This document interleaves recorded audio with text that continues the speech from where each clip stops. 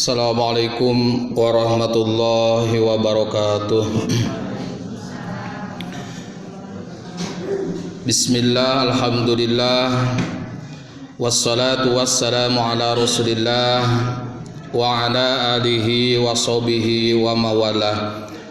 Asyhadu an la ilaha illallah wahdahu la syarikalah wa asyhadu anna Muhammadan abduhu wa rasuluhu la rasula wa la nabiyya ba'dah.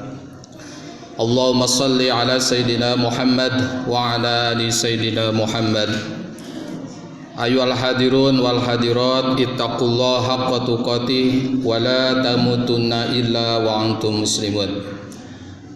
Hadirin sidang tarawih yang dimuliakan Allah Subhanahu wa taala, alhamdulillah kita memasuki malam yang ke-15. Harapan kita mudah-mudahan seluruh amal ibadah kita mabrur, makbul, diterima oleh Allah Subhanahu wa taala. Syahrul Maghfirah ini adalah bulan yang penuh ampunan Allah Subhanahu wa taala. Penuh dengan Allah Subhanahu wa taala menerima semua yang taubat pada bulan ini. Menerima semua orang yang beristighfar pada bulan ini. Apalagi kita setiap saat, setiap hari, bahkan setiap detik kita dikelumuni, bergelumut dengan dosa dan dosa dan dosa. Makanya di bulan yang penuh ampunan ini, marilah kita bersegeralah untuk memperbanyak istighfar, minta ampun kepada Allah Subhanahu wa taala. Bahkan Rasulullah sallallahu alaihi wasallam memberikan khobar kepada kita semua, man lazimal istighfar ja'alallahu lahu min kulli dhikin makhraja wa min kulli hammin faraja wa razaqahu min haitsu la yahtasib. Subhanallah, ini keuntungan untuk kita semua. Siapa yang melazimkan, mendawamkan istighfar, terus dan terus mendawamkan istighfar, setiap saat kita beristighfar kepada Allah Subhanahu wa taala dari dosa-dosa kita, maka jaminan Allah Subhanahu wa taala melalui Rasulullah sallallahu alaihi wasallam, setiap kesempitan akan diberikan jalan keluar oleh Allah Subhanahu wa taala. Apalagi sekarang kita semua mendapatkan kesempitan luar biasa. Mau ke masjid takut corona, mau ke pengajian takut corona, mau ke pesta dan sebagainya takut dan takut dan takut. Jadi kesempitan oleh Allah Subhanahu wa taala akan diberikan jalan keluar dengan padilah istighfar kepada Allah Subhanahu wa taala. Mungkin kita di dalam kehidupan, di rumah tangga, kesempitan berusaha, kesempitan pekerjaan, kesempitan dan sebagainya, semua kesempitan kerupakan kita ini adalah mungkin ada di dalam kita, diri masing-masing kita ada dosa kepada Allah Subhanahu wa taala. Maka Rasulullah sallallahu alaihi wasallam menganjurkan kepada kita semua supaya beristighfar kepada Allah Subhanahu wa taala. Insya Allah dengan istighfar kepada Allah Subhanahu wa taala, semua kesulitan, semua kesempitan, semua kegalauan kita, Allah akan memberikan jalan keluar. Terserah Allah bagaimana caranya memberikan jalan keluar. Kita harus selalu beristighfar kepada Allah, minta maaf, minta mohon ampun kepada Allah Subhanahu wa taala. Yang kedua, keutamaan kita selalu mendawamkan istighfar. Wa min kulli hammin faraja. Jadi setiap kebingung, kesusahan, Allah akan mendatangkan jalan keluar, diganti oleh Allah Subhanahu wa taala dengan kegembiraan di hadapan Allah Subhanahu wa taala. Mungkin dengan beristighfar kepada Allah Subhanahu wa taala, kesusahan, kebingungan kita akan digembirakan oleh Allah Subhanahu wa taala, baik di dunia, nanti kita di akhirat dibahagiakan oleh Allah Subhanahu wa taala. Karena tidak berbahagia bagaimana? Orang beristighfar Setiap beristighfar kepada Allah Subhanahu wa taala, Allah akan menghapus dosa-dosa kita semua. Apalagi di bulan yang penuh barokah, penuh ampunan ini Allah Subhanahu wa taala, maka dengan beristighfar kepada Allah Subhanahu wa taala kita mati, kita maut, kita meninggalkan alam dunia dalam keadaan gembira. Karena apa? Sudah beristighfar. Allah tidak akan menyiksa, Allah tidak akan mengazab orang yang tidak berdosa. Apalagi karena apa? Sudah beristighfar waktu di alam dunia, apalagi di bulan yang dimuliakan Allah ini. Marilah kita bersegera dimanapun kita berada, dimanapun dalam keadaan bagaimanapun kita, lidah kita selalu dengan basah dengan beristighfar kepada Allah Subhanahu wa taala. Kita macena gak punya dosa, naudzubillah. Kita semua tidak ada yang suci, banyak dosa-dosa. Jangan dianggap enteng dosa. La saghiratan mal asrar wala kabiratan alal istighfar. Tidak ada dosa kecil kalau setiap saat dilakukan dianggap sepele, pira menghina, pira kata-kata kotor, pira tingkah laku yang begitu dianggap sepele, dianggap kecil. Tapi laun-laun kita kalau terus dilaksanakan, dosa-dosa kecil menurut kita akan menjadi besar kalau tidak beristighfar. Dan tidak ada dosa besar kalau selalu beristighfar kepada Allah Subhanahu wa taala. Yang ketiga, selalu yang orang yang mendawamkan istighfar, warazaqahu min haitsu la yahtasib. Subhanallah, ini Allah memberikan kegembiraan kepada umat Rasulullah SAW. Ketika kita beristighfar, Allah akan memberikan rizki kita yang tidak disangka-sangka, yang kita diduga-duga oleh kita. Rizki kita ini jangan disebut atau jangan dibayangkan di pikiran kita teh duit jeung duit.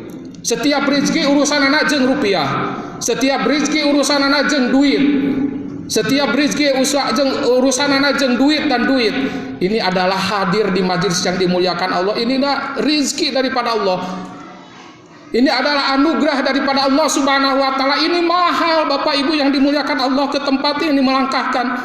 Di tengah-tengah kita kesibukan, di tengah-tengah kenikmatan kelezatan dunia, ketika sudah berbuka puasa, ketika kita sudah sahur, untuk melangkahkan ke masjid bertarawih bersama, sholat berjamaah, apalagi subuh berjamaah, beratnya luar biasa. Ini adalah setan mengganggu. Karena apa? Tugas setan, fa'ahlakun nas, setan menguji atau meruksa manusia bidunubi, supaya melakukan manusia itu berdosa kepada Allah Subhanahu wa taala. Wa ahlakuni bila ilaha illallah wal istighbar. Kata setan ya, kata iblis laknatullah, setan meruksak manusia dengan supaya manusia melakukan dosa. Walaupun sudah diampuni dosa berbuka puasa, tapi maghrib dan sebagainya keterusnya semalam, apa yang harus dilaksanakan untuk berbuat dosa kepada Allah? Ini adalah setan luar biasa. Tapi setan manusia diruksak, atau setan diruksak oleh manusia, atau manusia meruksak iblis laknatullah, setan, yaitu bila ilaha illallah wal istighfar. Dan dengan beristighfar kepada Allah Subhanahu wa taala, kita berarti merusak tujuan iblis laknatullah, menggenggam, merusak kita untuk melakukan dosa. Ini luar biasa rizki daripada Allah. Ini hikmah daripada Allah Subhanahu wa taala. Ini adalah anugerah daripada Allah, kita bisa berkumpul di makom yang dimuliakan Allah Subhanahu wa taala. Kalau kita masalah dunia, kalau akhirat tidak sholat tarawih saja, atau tidak sholat tahajud saja, atau tidak sholat duha saja, sholat sunat rawatib dan sebagainya, dianggap di dalam hati kita tenang-tenang saja. Apalagi melakukan sholat fardu yang 5 waktu, berani meninggalkan sholat 5 waktu, dalam hatinya bertenang-tenang, bisa senyum dan berbahagia. Nauzubillah. Tapi urusan dunia, urusan materi, urusan pekerjaan, tidak kerja satu hari saja, tidak usaha, tidak dagang satu hari saja, begitu dahsyatnya luar biasa, menyesal dan menyesal. Tapi urusan akhirat ini adalah untuk bekal kita nanti di alam akhirat, di alam langgeng, di alam abadi, tidak ada selesainya. diabaikan, dianggap sepele. Padahal ini amal ibadah kita semua. Hadir di tempat ini, kalau kita sudah meninggal dunia, ini adalah menjadi amal ibadah penyelamat kita semua. Jangan dianggap enteng sholat taraweh, tidak sholat taraweh nanti saja atau besok saja. Ada jaminan daripada Allah Subhanahu wa taala besok masih hidup. Ada jaminan daripada Allah Subhanahu wa taala kita bertemu dengan Ramadan yang akan datang. Sekarang jangan dinanti-nantikan. Untuk mumpang banyak kesempatan beribadah kepada Allah Subhanahu wa taala, jangan disia-siakan. Marilah kita sekali lagi di bulan yang penuh dengan ampunan Allah Subhanahu wa taala, jangan sampai di bulan Ramadan ini Allah Subhanahu wa taala menawarkan ampunan daripada Allah Subhanahu wa taala, kita tidak beristighfar. Bahkan kita tidak bisa menangis untuk mengakui dosa kepada Allah Subhanahu wa taala. Sampai terbawa mati dosa. Nauzubillah summa naudzubillah. Azab Allah Subhanahu wa taala yang sangat pedih. Sekali lagi, kita 14 malam lagi di bulan yang dimuliakan penuh ampunan Allah Subhanahu wa taala, mari kita bergegas salat kita berjamaah awal waktu. Ini adalah bukan untuk siapa? Untuk bekal kita. Apalagi melangkahkan ke masjid yang dimuliakan Allah Subhanahu wa taala, itu adalah jaminan daripada Allah udah mendapatkan ampunan, diangkat derajat oleh Allah Subhanahu wa taala. Hadirin yang dimuliakan Allah Subhanahu wa taala, sekelumit di ceramah singkat kultum ini, mudah-mudahan ini adalah suatu motivasi untuk kita semua. Mumpung masih di bulan Ramadan, bulan penuh ampunan, perbanyaklah istighfar. Mungkin di kehidupan kita banyak masalah, banyak istighfar. Mungkin usaha kita rada ruwet, istighfar. Mungkin banyak keluhan dan sebagainya, kebingungan kita dalam hati kita, banyak beristighfar kepada Allah Subhanahu wa taala di bulan yang penuh ampunan Allah Subhanahu wa taala. Mudah-mudahan benarnya daripada agama Allah Subhanahu wa taala, salahnya itu adalah kekeliruan pribadi. Mudah-mudahan sekaligus sebelum kita meninggalkan rumah yang dimuliakan Allah, menjadikan tamu Allah, sebelum kita keluar nanti sesudah sholat tarawih, kita sudah mendapatkan ampunan Allah Subhanahu wa taala. Dan besok lagi jaga perilaku kita, jaga ucapan kita, jaga tingkah laku kita.